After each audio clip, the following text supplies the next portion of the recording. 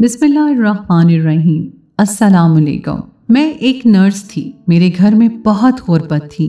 मुझे एक बूढ़ी औरत का ख्याल रखने का काम मिला। दिन रात घर में ही रहना था, पर पैसे अच्छे दे रहे थे। मैं मान गई। उस बूढ़ी औरत का एक बहुत खूबसूरत बेटा था। दिन भर मैं औरत को संभालती, पर सारी रात वो खुद उसको संभालता और मुझे कमरे से बाहर निकाल देता। एक दिन उस औरत की तबीयत खराब हुई तो डॉक्टर को बुला लिया। डॉक्टर ने कहा कि ये तो उम्मीद से है। मैं हैरान रह गई। फिर पता चला कि ये बच्चा तो मेरा नाम मरियम है और मैं एक नर्स थी, लेकिन जिस हॉस्पिटल में काम करती थी उसे खत्म कर दिया गया और अब कहीं भी मुझे कोई नौकरी नहीं मिल रही थी। मेरे घर में मेरी 2 बहनें और एक माँ थी। बाबा इस दुनिया में नहीं थे और हमारा कोई भाई नहीं था। अम्मी ने एक दिन मुझे परेशान होकर कहा कि घर में बिल्कुल भी पैसे खत्म हो गए हैं, तुझे नौकरी भी नहीं मिल रही है, अब क्या करें? छोटी बहनों को स्कूल से हटा देते हैं। दरअसल मैंने अपनी छोटी बहनों को अच्छे स्कूल में दाखिल करवाया था कि वो मेरे से ज्यादा पढ़ लिख कर कोई अच्छी नौकरी कर सकें।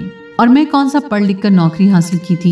ये तो भला हो मेरे चाचू का, जो उस टाइम हॉस्पिटल में काम करते थे और उन्होंने जोड़ तोड़ करके मुझे वहाँ पर नौकरी लगवा दी थी। फिर वहीं से काम सीख कर मुझे सारा काम आ गया था। नहीं तो मैंने तो सिर्फ मैट्रिक ही किया हुआ था। दवाइयों के नाम वगैरह पढ़ने आते थे। उनके पास दोबारा मदद के लिए गई। उन्होंने कहा कि हॉस्पिटल में आजकल नर्स की नौकरी नहीं मिलती है। मैंने कहा था कि मेरे पास तजुर्बा है। उनका कहना था कि तजुर्बा तो है, लेकिन आजकल वो कागज भी मांगते हैं, इसलिए मैं तेरे लिए कोई और नौकरी तलाश करता हूँ। एक हफ्ते के बाद उन्होंने बताया कि एक बहुत बड़ा आदमी है जिसके घर में उसकी माँ बीमार पड़ी है। उसकी माँ की देखभाल करनी है और दिन रात वहीं पर रहना है। जब मेरे चाचू ने कहा कि दिन रात वहीं पर रहना है तो मेरी अम्मी ने कहा कि नहीं नहीं, जवान लड़की किसी के घर नहीं छोड़ सकती, आजकल तो हालात बहुत खराब हैं। फिर चाचू ने बताया कि वो महीने के 40,000 रुपए देंगे। ये बात सुनकर मेरी अम्मी खामोश हो गई और मैंने फौरन कह दिया कि ठीक है, मुझे नौकरी करनी है। चाचू ने कहा कि ठीक है, कल तैयार रहना,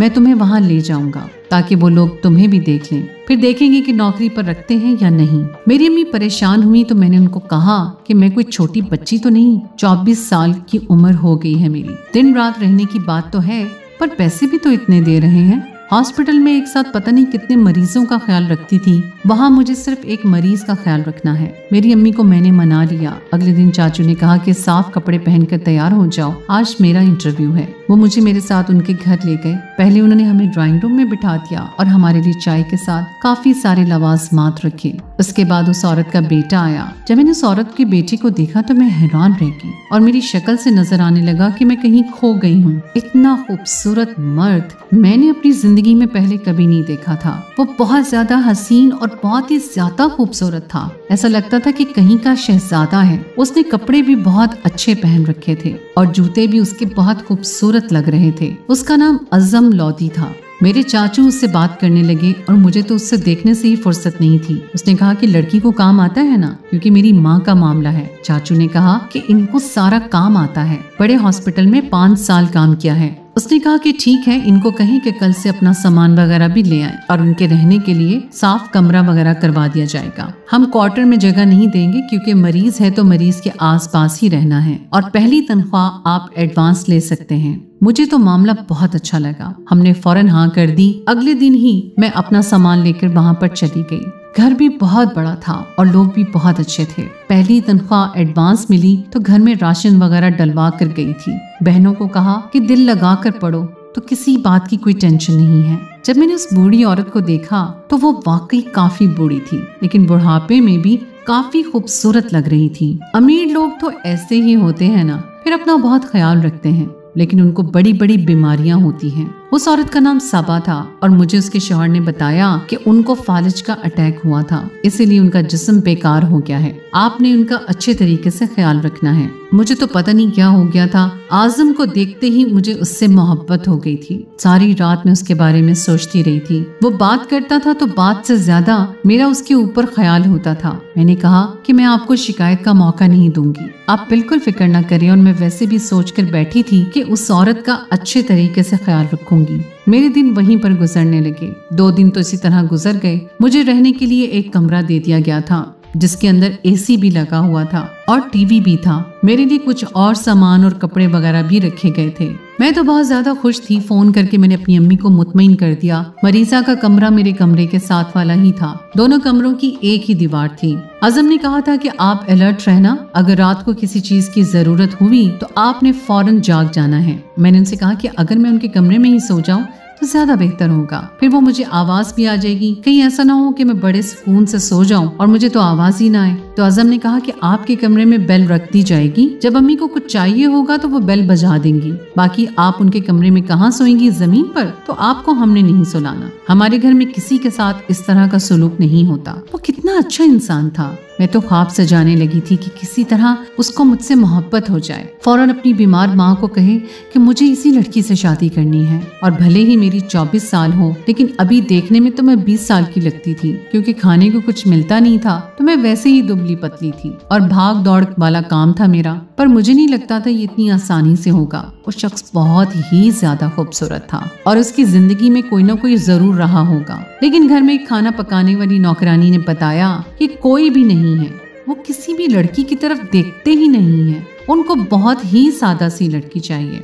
मेरे दिल में ख्वाहिश जागने लगी और मैंने कहा कि फिर तो मेरा थोड़ा बहुत चांस हो सकता है। मुझे आज यहाँ पर काम करते हुए तीसरा दिन था जब रात वहाँ साहब आए और अपनी अम्मी की तबीयत पूछी और कहा कि रात को मैं उनका ख्याल करता हूँ। मैंने कहा कि नहीं, मुझे कोई मसला नहीं है, मैं अपने कमरे का दरवाजा खोल के सोती हूँ। अगर कोई आवाज आएगी तो मैं फौरन जाग जाऊंगी। आप कहाँ उनका ख्याल करेंगे? इस काम के लिए तो आपने मुझे रखा है। आप आराम से सो जाएं, मैं खुद ख्याल कर लूंगी। लेकिन अज़म ने कहा कि मैं उनका ख्याल करता हूँ, ये मेरे अलावा और किसी के साथ नहीं रहती रात में और उनको नींद भी नहीं आती है। आप जाएं, जाकर सो जाएं। वो बोलता था तो ऐसा लगता था कि वो बात नहीं करता, जादू करता है। बस फिर मैं वहां से चली गई और मैं क्या कर सकती थी, ज्यादा जिद नहीं कर सकती थी। लेकिन हैरानगी मुझे बहुत हुई कि मुझे काम पर रखा है, 40,000 तनख्वाह मुझे दे रहे हैं, इसके अलावा भी 5,000 देते थे ताकि मैं अपनी अम्मी से जाकर मिल सकूं। और फिर रात को उन्होंने ही मरीज को संभालना, तो फिर दिन में तो नौकर भी होते हैं। दिन में तो मरीज ज्यादा से ज्यादा क्या कहता है कि मुझे खाना खिला दो, मैंने बाथरूम जाना है। रात में तो इंसान को खुद नींद आई हुई होती है। लेकिन खैर, अब वो खुद ही ऐसा कह रहे थे तो मैं क्या कर सकती थी। मैं अपने कमरे में सुकून से सो गई। 2 हफ्ते बाद अम्मी से मिलने के लिए गई तो थोड़े पैसे दिए और अपने लिए कुछ अच्छे कपड़े ले लिए। सोचा कि मैं अच्छे कपड़े पहनूंगी तो अच्छी लगूंगी। पर अज़म तो मेरी तरफ देखता भी नहीं था। दिन इसी तरह गुजर रहे थे। मेरी शक्ल अच्छी थी, फिर भी मेरे हिस्से में अज़म की एक नजर भी नहीं आ रही थी। रात होती तो वो कमरे में आ जाता कि आप जाएं, मैं इनका ख्याल रख लूंगा। लेकिन कभी कभी 2 दिन तक भी नहीं आता था, लेकिन ज्यादातर आता जरूर था। जब मैं कमरे से चली जाती थी अपने कमरे में सोने के लिए तो मुझे फिर भी नींद नहीं आती थी। उसके बारे में सोचती रहती थी कि उस औरत की थोड़ा चिल्लाने की आवाज आई, जैसे वो दर्द से चिल्ला रही थी। वो पहले भी ऐसे ही चिल्लाती रहती थी और जब इस तरह की उसकी हालत खराब होती तो फिर उसको एक बंदा नहीं संभाल सकता था। मैं फौरन उस तरफ गई और सोचा कि मैं भी जाके मदद करती हूँ कि आखिर मुझे इसी बात के पैसे मिलते थे। लेकिन जब मैंने दरवाजे पर दस्तक दी तो दरवाजा अंदर से बंद था। मैंने कहा कि अगर कोई मसला है तो मैं मदद कर सकती हूँ। तो अंदर से अज़म की गुस्से भरी आवाज आई कि अपने काम से काम रखो, चली जाओ यहाँ से। मुझे बड़ा अजीब लगा कि मुझे इतनी बुरी तरह डांट दिया और मैं चुपचाप वहां से चली गई। थोड़ी देर तक फिर से चिल्लाने की आवाजें आती रहीं और उसके बाद अचानक से बहुत खामोशी छा गई। मैं सोचने लगी कि मुझे डांटने की क्या जरूरत है, मेरा क्या कसूर था। जब हम किसी को पसंद करें, वो आपकी तरफ प्यार की नजर भी ना करे और उल्टा आपको डांट दे तो बड़ी तकलीफ होती है। मैं तो रात को रोती भी रही और सुबह जब अज़म के लिए नाश्ता बनाया तो उसने कहा कि रात को मैं थोड़ा मसरूफ था, माफ कर दें। लेकिन मैं ये सोचने लगी कि वो बीमार औरत पर क्यों गुस्सा कर रहा था। उसे अपनी माँ पर इस तरह से गुस्सा नहीं करना चाहिए था। अगर वो मुझ पर इतना चिल्ला रहा था तो फिर अपनी माँ पर कैसा गुस्सा कर रहा होगा। पूरा दिन मैं सबा जी के साथ होती थी। उनके कमरे की खामोशी, दवाइयों की खुशबू में बोर हो जाती थी। उनसे बात करने की कोशिश करती थी लेकिन वो कोई बात ही नहीं करती थी। एक दिन मैंने ऐसे ही उनसे बात शुरू की। मैंने कहा कि आपका बेटा बहुत खूबसूरत है, लेकिन वो कोई जवाब ही नहीं दे रही थी। मैंने कहा क्या उसके लिए कोई लड़की क्यों नहीं तलाश करती। इस तरह मैंने अज़म से मुतल्लिक 3-4 बातें की तो अचानक से सबा मैडम बोली कि अगर तुम्हारे दिल में कोई बात है तो निकाल दूं। अपने आप को कुएं में छलांग लगाने की इजाजत दे देना, लेकिन किसी ऐसे इंसान से मोहब्बत ना करना जो अज़म जैसा हो। मैं हैरान रह गई। मैंने कहा कि क्या मतलब, आप अपने बेटे के बारे में इस तरह की बात कैसे कर सकती हैं? लेकिन उसके बाद उन्होंने फिर से कोई जवाब नहीं दिया। लेकिन मैंने उनकी बातों से अंदाजा लगाया था कि उनको अपने बेटे से बहुत नफरत थी। हालांकि वो बेटा उनका ख्याल भी रख रहा था, सारी सारी रात उनके लिए जागता था। इतनी महंगी नर्स रख कर दी थी, यानी कि मैं, जो कि उनका ख्याल करती थी। उनके लिए अच्छी दवाई आती थी। डॉक्टर भी हफ्ते में 2 बार उनके चेकअप के लिए आता था। फिर भी उनको अपने बेटे से नफरत थी। बहरहाल दिन इसी तरह गुजरने लगे और मुझे सबा जी ने कहा कि मेरे पेट में बहुत ज्यादा दर्द हो रहा है, मेरी अजीब सी कैफियत हो रही है। उनको मतली भी हो रही थी। उन्होंने कमरे को 2 दफा गंदा किया तो मुझे उनके कपड़े भी बदलाने पड़े। बिलाखिर मैंने डॉक्टर को बुला लिया। डॉक्टर ने कहा कि 1 घंटे तक आ जाएगा। जब डॉक्टर आया तो उसने कुछ टेस्ट किए और कहा कि फिलहाल तो कुछ समझ नहीं आ रहा है, क्योंकि इन पे जो अलामात आ रही हैं ये उनकी अपनी बीमारी की नहीं है, इसलिए मुझे टेस्ट करने हैं और शाम को आपको फोन करके रिपोर्ट बता दूंगा। फिर देखते हैं क्या होता है। इनको हॉस्पिटल ले जाना पड़ा तो एम्बुलेंस भेज दूंगा। मैंने कहा ठीक है। मैंने अज़म को भी ये बात बताई तो उन्होंने कहा ठीक है। इस वक्त वो कोई फाइल पढ़ने में मसरूफ थे। रात को सबा जी की तबीयत बहुत ज्यादा खराब थी। उन्होंने मुझे भी बहुत तंग किया हुआ था। वैसे तो उससे भी ज्यादा मरीज मैं देखा करती थी, लेकिन ये मरीज बाकी सब पर भारी थी, क्योंकि अमीर लोग वैसे भी चिड़चिड़े होते हैं और ये तो बीमार होकर और भी ज्यादा चढ़ गई थी। अचानक से अज़म साहब आए और बोले कि तुम जाओ, मैं ख्याल कर लूंगा। लेकिन सबा जी बोली कि कोई जरूरत नहीं है जाने की, मैंने नहीं रहना तुम्हारे अलावा इस कमरे में, यहाँ आओ। वो मुझे जाने से मना कर रही थी और अज़म साफ कह रहे थे कि तुम अभी तक गई नहीं, खड़ी क्यों हो? मैंने कहा उनकी तबीयत खराब है, हो सकता है उनको मेरी जरूरत हो। तो अज़म ने कहा कि तुम्हें तनख्वाह कौन देता है? तुमने मेरी बात नहीं सुननी और मुझे बाहर निकाल के दरवाजा बंद कर दिया। थोड़ी देर के बाद दोनों के लड़ने झगड़ने की आवाजें आने लगी। ये लड़ाई माँ बेटी की लड़ाई तो नहीं लग रही थी। दोनों एक दूसरे पर बराबर चिल्ला रहे थे, क्योंकि अगर माँ चिल्ला सकती है वो तो बड़ी होती है, लेकिन बेटे का हक नहीं बनता है इसी तरह चिल्लाने का। लेकिन यहाँ पर तो बराबरी की लड़ाई हो रही थी। अज़म कोई इतना भी अच्छा इंसान नहीं था, वो अजीब तरह का इंसान था। जब उसे गुस्सा आता था तो वो किसी की भी नहीं सुनता था। खैर अगले दिन उसने कहा कि मुझे किसी काम से शहर से बाहर जाना है। उसके बाद सबा जी बहुत खुश थी। रात का वक्त था, मैं अकेली बैठी थी। मैं भी थोड़ी देर के लिए सो गई थी, पर डॉक्टर की कॉल आई तो डॉक्टर ने कहा कि आपके साहब घर पर हैं। मैंने कहा नहीं। उन्होंने कहा रिपोर्ट के बारे में बताना है, और जो उन्होंने बताया मेरे कदमों तले से जमीन निकल गई। मैं हैरान रह गई। डॉक्टर ने कहा कि सबा बीबी उम्मीद से हैं। लेकिन ये कैसे हो सकता है, क्योंकि इस हिसाब से तो उनकी उम्र 50 से ज्यादा थी और वो चारपाई पर पड़ी थी।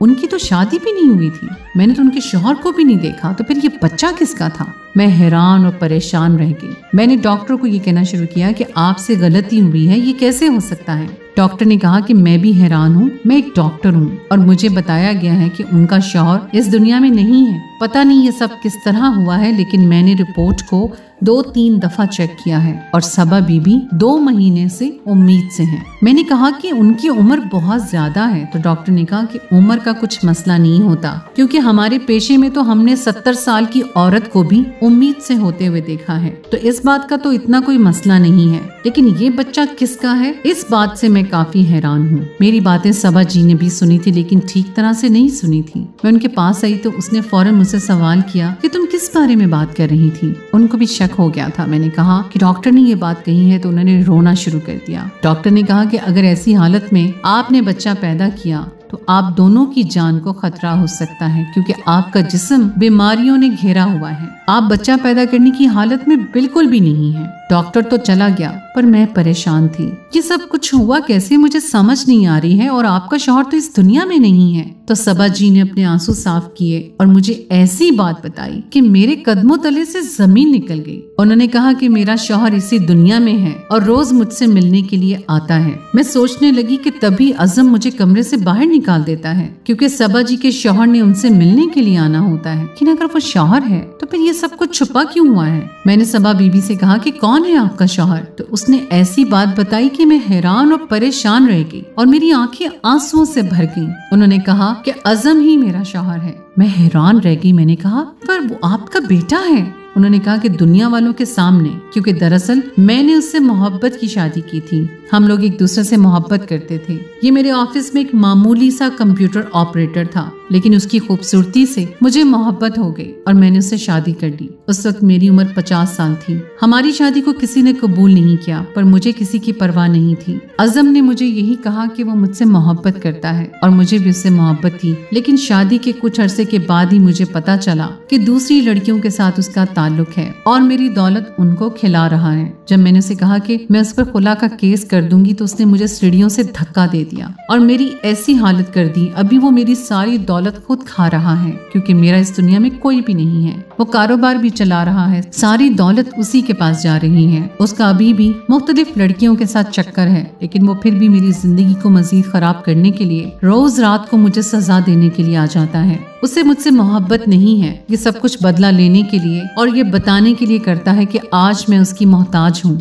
और कितनी बेबस हो चुकी हूँ। ये बच्चा उसी का है। मैं हैरान और परेशान रह गई। रोते रोते सबा बीबी को कहा कि मैं तो उससे मोहब्बत कर बैठी थी। बीबी ने कहा कि अपने दिल से मोहब्बत को नोच कर फेंक दूं, वो मोहब्बत के काबिल नहीं है। मैंने कहा कि मैं आपके लिए क्या कर सकती हूँ, क्या मैं आपकी मदद करूँ? क्या आपका वाकई इस दुनिया में कोई नहीं है? कोई तो होगा, हम पुलिस केस कर सकते हैं, कुछ तो कर सकते हैं। लेकिन बीबी ने कहा अगर कुछ कर भी लेंगे तो मैं कौन सा ठीक हो जाऊंगी। ये बात अज़म को पता चल गई कि वो बाप बनने वाला है और डॉक्टर ने कहा कि हमें ये बच्चा इस दुनिया में नहीं आने देना चाहिए क्योंकि इस तरह सबा की जान को खतरा है। पर अज़म ने कहा कि ये मेरा बच्चा है और ये दुनिया में आएगा। उसको इस बात की कोई परवाह नहीं थी कि मुझे भी ये बात पता चल गई है कि वो उसका बेटा नहीं है। लेकिन जब सबा ने मुझे एक बात बताई और मैंने उस पर अमल किया, किसी तरह 7 महीने गुजर गए और 7 महीने में ही सबा जी को बहुत ज्यादा दर्द शुरू हो गया। उनकी हालत बहुत बुरी हो गई थी। आखिरी वक्त पर उन्होंने मुझसे एक गुजारिश की और मैंने उनकी बात मान ली।